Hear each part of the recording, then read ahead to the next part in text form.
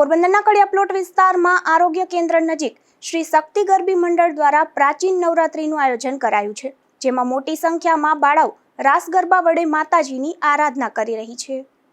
કડિયા પ્લોટ વિસ્તારમાં આ પ્રાચીન ગરબીમાં ભારતીય પરંપરાના દર્શન થાય છે. ખાસ કરીને અનુસૂચિત જાતિ સમાજના આ નવરાત્રી મહોત્સવ નિહાળવા આવતા મહાનુભાવોનું સ્વાગત નાની બાળાઓ દ્વારા કુમકુમ તિલક વડે કરવામાં આવી રહ્યું છે. અહીં પ્રાચીન ગરબીની સાથે કુમકુમ તિલકની પરંપરા પણ જળવાઈ રહી છે. ગઈકાલે ગુજરાત ન્યૂઝની ટીમ દ્વારા આ ગરબીની મુલાકાત લેવામાં આવી હતી, ત્યારે ટીમનું સ્વાગત નાની બાળાઓ દ્વારા કુમકુમ તિલક કરી કરવામાં આવ્યું હતું.